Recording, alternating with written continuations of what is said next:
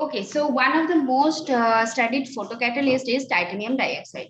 So what I told, titanium dioxide is also used as a white pigment because you know titanium in plus 4 state, so there is no d electron, therefore no dd transition and no color due to titanium dioxide. So it is white pigment, is used as a white pigment, but it is also having some other application like photocatalyst.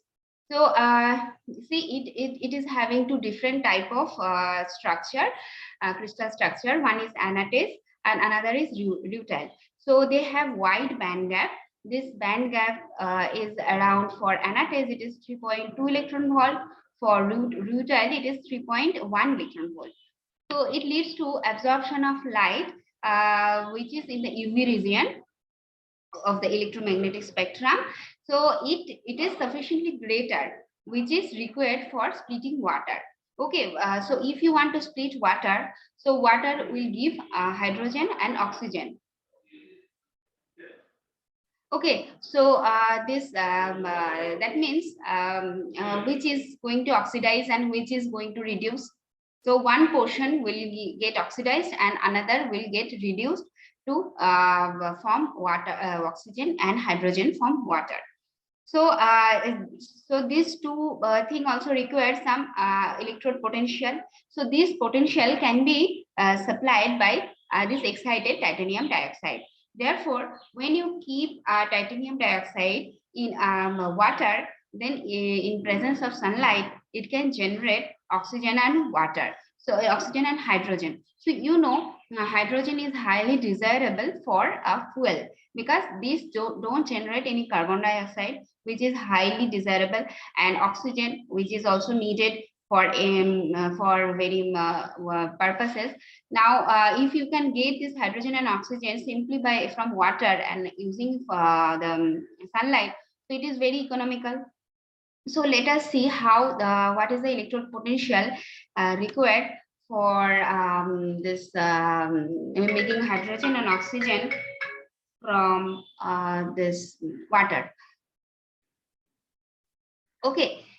Uh, Now you can see here, if this is your titanium dioxide surface, so here this potential for transforming water to oxygen, this is around this value. Okay, this red line. Okay, so water is forming oxygen. That means oxygen is reduced or oxidized here.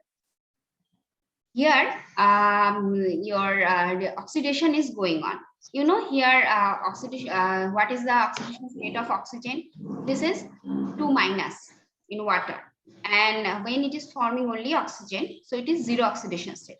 That means it is releasing electron to form O2. So release electron means that is your oxidation. So water is oxidized to give oxygen in this level. This is your potential, electric potential. This potential is required to oxidize oxygen from water.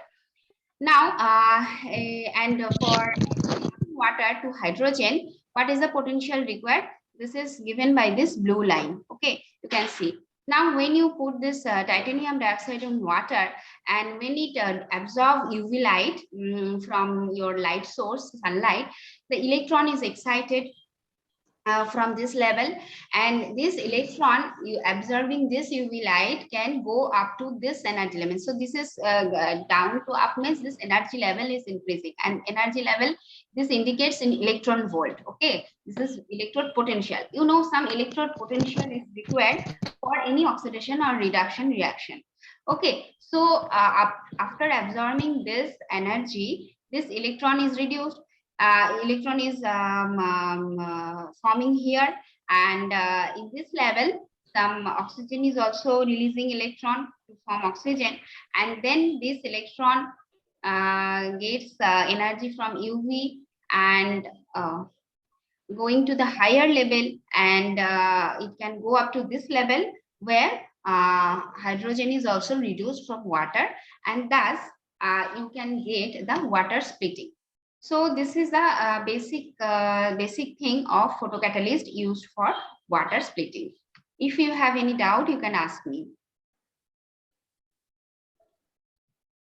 Okay, Now we can see, we can think we got the solution for forming hydrogen and oxygen very easily from water, but there are some disadvantages of using titanium dioxide, because this is having that like it is in the range of this electron volt which is required for splitting water, but it is very inefficient for harvesting solar energy. Why? Because it is having low efficiency of light absorption, means the absorption, the amount of light it is absorbing, by that amount, very low amount of water you can split.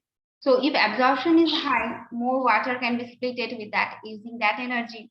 So this is having low efficiency. This is one disadvantage. And another is a low surface area of bulk TiO2. Means if you take just a bulk one, okay, so but the surface area, that is means the electron is generating from the surface of titanium. Okay, so more surface, if you can increase the surface area, so more electron can be generated, excited. Okay, and more water can be splitted. So when you take bulk titanium, then surface area is low. Therefore, photocatalysis reaction can occur, but that is low in amount. Okay, so we found some different thing to improve the photocatalytic, improve the efficiency. So what can be done here? So if we can use some dyes on the surface of the titanium, some dye. So you know, dye also absorb energy. We already discussed that before. Dye or pigment. So they absorb the solar energy. So some dyes can be applied on the surface of titanium so that the absorption of light can be increased. And if you make this bulk titanium to nanoparticle, grind it with some, there is some procedure to make a nanoparticle formation. So that will also be covered in this topic later. So after making this nanoparticles, the surface area increased. You know, nanoparticle has high surface area. So that case, absorption can be increased. And you can use another coatings like nickel oxide and some other thing is there. We can coat titanium with these things also to promote photocatalysis. Okay. Other, you can also mix it with other metal oxides such as ferric oxide. So you can change the band gap. Here is, this is the band gap. Okay, this is conduction band, and this is this is your valence band, and this is your conduction band. So there is some band gap between them. So this band gap of titanium is covered by this electron volt of water split. Okay, so this band gap we can change by mixing it with iron oxide or some other dopants. Okay, this way we can also increase the water splitting. So what are the uses of photocatalyst? So we can use, already have checked that for water splitting, and it can be also used for catalysis and oxidation and decomposition of organic molecules. You know, some organic molecules is there, so you can decompose it, you can use it as a fertilizer and some other things, and it is required to decompose organic molecules sometimes. Okay, so therefore you can just catalyze, you can increase the rate of the reaction of the decomposition using this photocatalyst.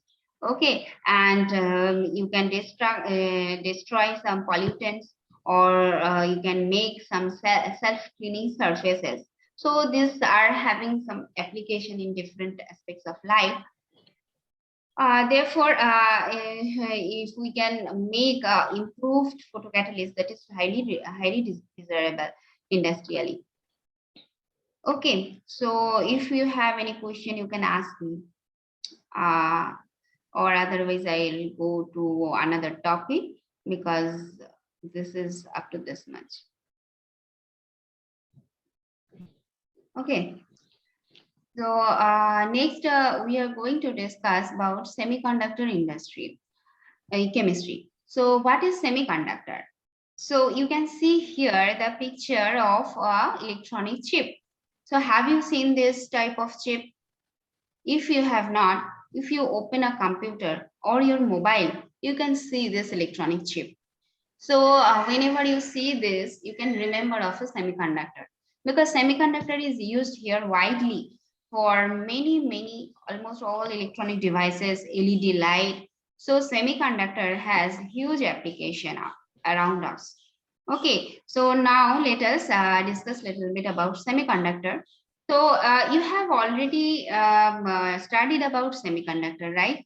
So what is this, how it works? So mostly silicon is used as semiconductor, that also you know.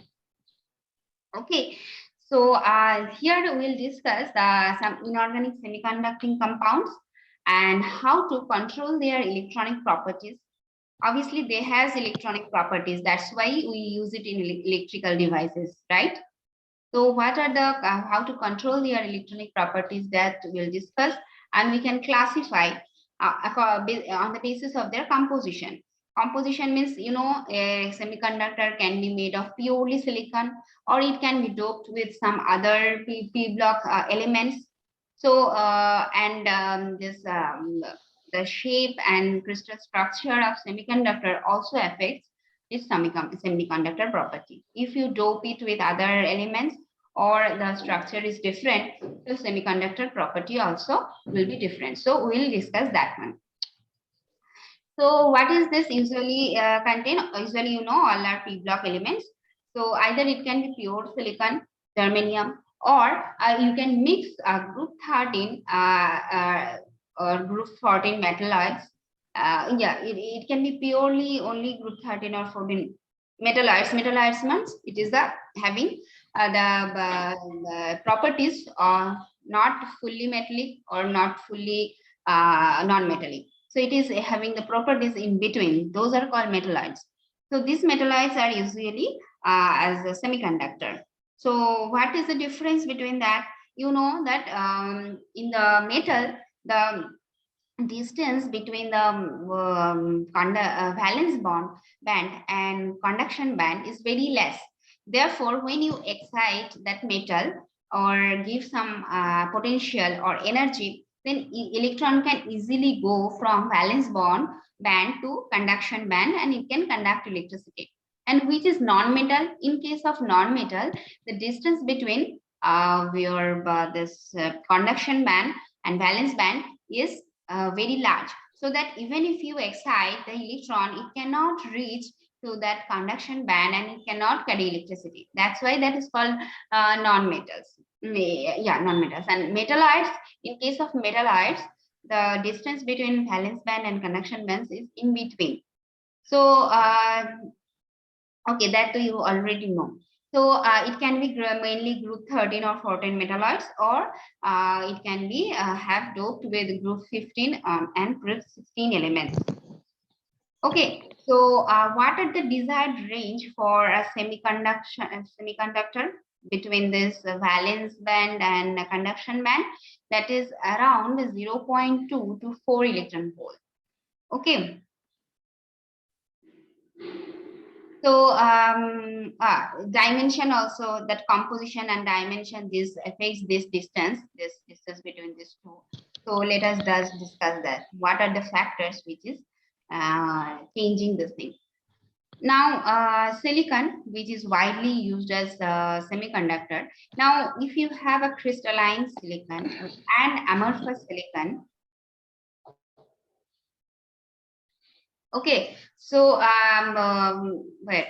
this crystalline and amorphous silicon has different conduction, this conducting electronic property. Okay, so they both are used widely in electronic devices. Now, pure crystalline silicon has band gap of 1.1 electron volt. Okay, so this gap depends on what? Atomic radii. Why atomic radii? You know, atomic radius, if it is small atomic radii, and if you have an element having a bigger atomic radii, so atomic radii, if it is bigger, means the energy of the electron in that atomic radii is higher than the energy of the electron which is there in the atomic radii, which is less. Means if when you go far away from the nucleus in any atom, the energy increases. Means you know K, L, M, and these shells, principal quantum numbers is there. The energy of electron in K shell is least. Then you go K, L shell, that energy increases. K, L, M, it increases. Means one principal, and if n is one, the energy, and n equals to 2, the energy of n equals to 2 electron in n2 will be greater than the electron which is in the first orbit. Means so valence shell orbit, if atomic radii is also more, obviously we are talking about all valence shell. This valence band is made by this valence shell electrons and valence shell. Okay, so this valence shell, if atomic radii is smaller, valence shell energy will be less, and atomic and radii is more, then valence shell energy will be more. So it depends on the atomic radii.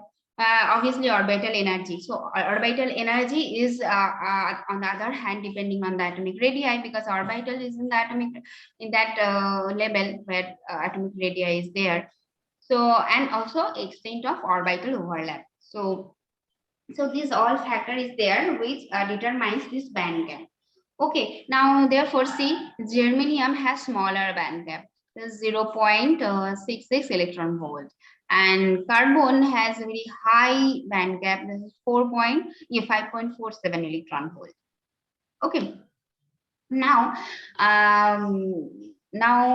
when you dope this group 14 element with group 13 or 15 element, okay, group 14 element is carbon, silicon, germanium. These are your group 14 elements. Okay, so when you dope with group 13 or group 15 elements, then that semiconductor will be called as extrinsic semiconductor. Because here you have doped it with some external elements. Okay, but when you have pure silicon, that will be called as intrinsic semiconductor, because here you have not doped with other elements, so that will be called intrinsic. Okay, for intrinsic semiconductors, that is your pure silicon will have conductivity around 10 to the power minus 2 Siemens per centimeter at room temperature. Okay, so you can say you can increase this conductivity. How you can increase? If you dope it with group 13 element, you know group 13 elements are boron, carbon, boron, aluminum, gallium, indium, thallium. So you can dope with all these elements. So it will give you a p-type semiconductor. This already you have read. You can, I think you can understand or remember your old thing, because it will give you p-type semiconductor. Why? Because this group 13 elements have 3 electron in its outer shell, and but group 14 have 4 outermost electron. So if you dope it with, so 1 electron is less, so that means some hole will be created. So when that means your it will give some positive charge. No, so this will give you a p-type when it is this type, that is called your p-type. And when you dope it with group 15 element, so group 15 element has 5 electron outside its the outermost shell. So there you'll get one more increased electron in the outer shell. So this will give you some more negative charge. So this will give you a n-type semiconductor. So the properties of doped silicon can be tuned for particular semiconductor application. If you application wise, how we can make it, with which one will dope it, or you will use a pure one, so that will depend on in where you want to use it, what is the application. Depending on that, you can make several type of semiconductors. Okay, so here you can see the structure of a PN junction. So what is this? If you first you dope silicon with a group 13 element, so if you will get an n-type semiconductor. So in that case, what happens? In this case, this is your normally valence band, and this is conduction band for semiconductor, pure silicon. Now you are doping it with group 13 element. Then what happens because of this doping? This energy level increases. The dopant band comes here. Okay, thus the distance between conduction band and valence band is decreased by this dopant. Now, and in case of P type means you are doping it with group 15 element, then p-type semiconductor is obtained. And what changes happens in the band structure? Here you can see the dopant band only coming here up to this level, but in both cases you can decrease the distance between the valence band and the conduction band. Okay, so now this is, and then you join this both N and P type semiconductor, so that will be called as PN junction. And this PN junction, there will be some this difference in electric charge. Okay, so this PN junction is used in electronic device, because when you take this PN junction and you apply the outside potential, then you will see a continuous flow of electron which will generate electricity. Okay, that's why this way we use PN junction in some this electronic devices, these chips, for making the chips. Okay, now this what I told, this amorphous silicon is also used widely. So how to prepare amorphous silicon? That you can prepare by vapor deposition. You take solid silicon, make it vapor, and you deposit in a particular way. How you went one, that will be your amorphous silicon. Or thermal, if you thermally decompose silanes, that silicon hydride, that is your silane. So you can just thermally decompose it. You can also get only silicon in amorphous phase. And also you can do heavy ion bombardment of crystalline silicon. So these are the ways to make amorphous silicon, because amorphous silicon is used widely for this PN junction. And what is one main application of amorphous silicon is a silicon solar cell. So you know, solar cell is used for renewable energy source. You know, we have two type of energy source. One, though we can burn coal, and from there we get energy, electricity. But this makes pollution, and also it is going to be finished very shortly in our Earth's crust. So we always want to use solar energy. So this amorphous silicon can be used in solar cells to harvest solar energy. And thin films of P and N-type amorphous silicon, which forms a PN junction, that generate current when illuminated. That I told, when you give outside potential, so it can generate electricity. That way it can be used. So now we can we'll discuss some other semiconductor systems with isoelectronic with silicon. So what is isoelectronic? Isoelectronic means same number. So silicon has 4 electron in its valence shell. So what you can make isoelectronic semiconductor? How we can make? If you mix equal amount of group 13 and group 15 element, or group 12 element and group 16 elements, they will be isoelectronic with silicon.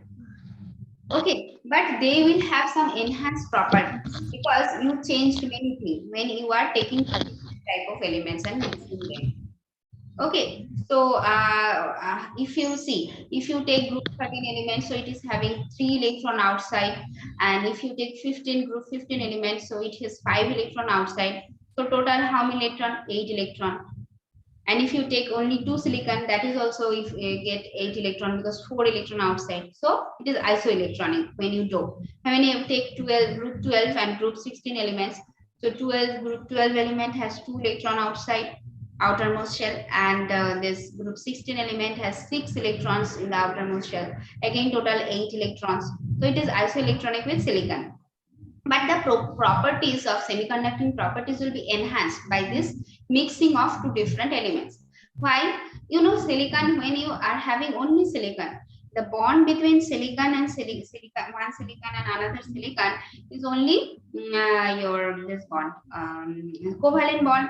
There is no ionic property.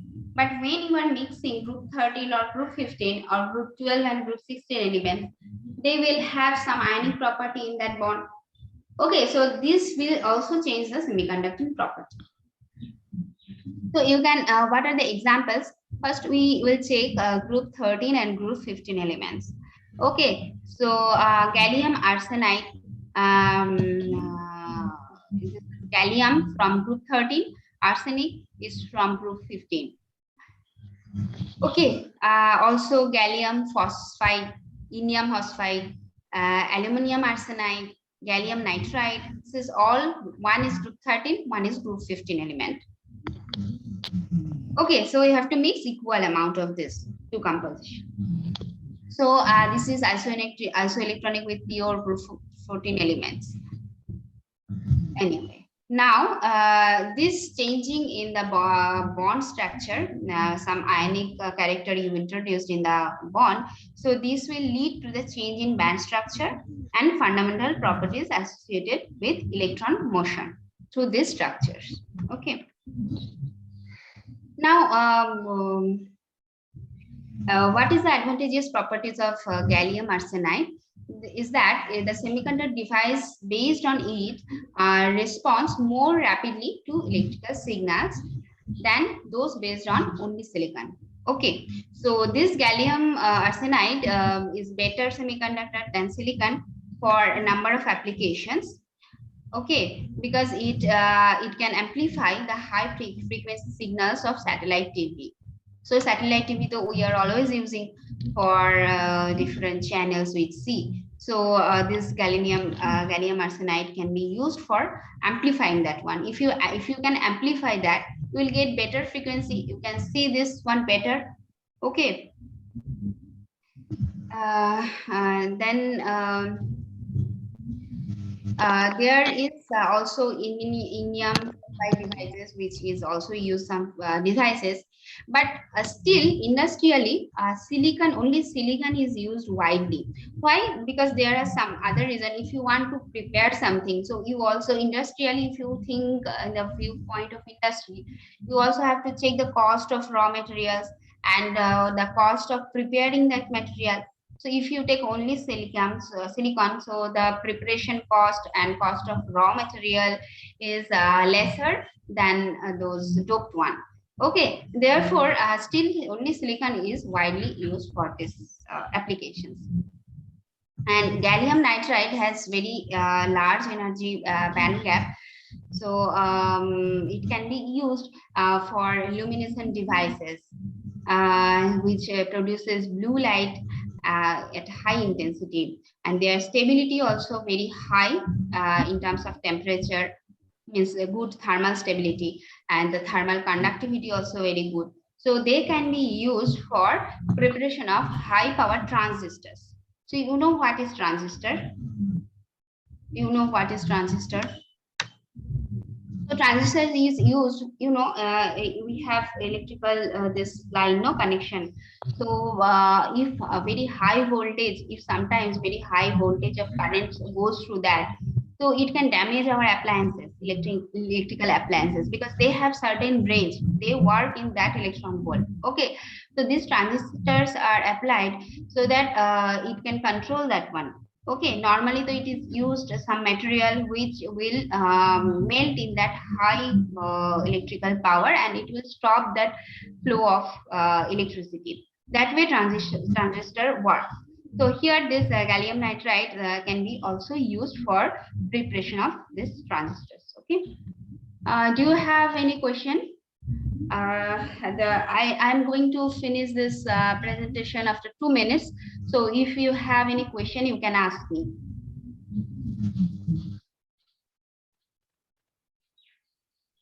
And you will send me also today's attendance. Okay, remember to send me. Okay, and similarly, you can see group 12 and group 15, mixing of group 12 and group 16 elements. So this will also give. So how which elements can be used, like compounds of zinc, cadmium, mercury as a cation, and you can use oxygen, sulfur, selenium, and tellurium as anion. So these are group 12 elements, and these are group 16 elements. So that can be also used as a semiconductor. So they can crystallize in different crystal structure. Can be crystallized in cubic spheroid phase or hexagonal woodside phase. So because of the different crystal structure property, semiconductor property also will have differences in that. That's what I told. Okay. So likewise, this cubic zinc sulfide has band gap of 3.64 electron volt. So, and hexagonal zinc sulfide has 3.74. That is different. So, for different application, you will need different this band gap. So that's that one you have to prepare, or that one you have to use. Okay. So in case of this, when you are mixing group 12 and group 16 compounds, they will be more ionic in nature than the group 13 and 15 semiconductors, because group 13 element and group 15 element, their electronegativity difference is not that much high. Okay, but if you take group 12 and group 16 element, their electronegativity is very high. One is entirely making some cations and another is entirely making anions. Okay, so there is high difference, and the bond is very ionic in nature. Okay, like some zinc oxide, so 3 to 4 electron volt, the band gap, and for cadmium telluride 1.47. So it depends on different band gap. So different application it is used, and okay. So what I told, still largely amorphous silicon is only used for all the application. And one another application is thin film photovoltaic material. Photovoltaic material means it also absorbs this your light, and it can be used some photovoltaic material also used. Okay. Now this cadmium telluride used for this photovoltaic material, and also amorphous silicon. So, okay, I'm going to finish my class here.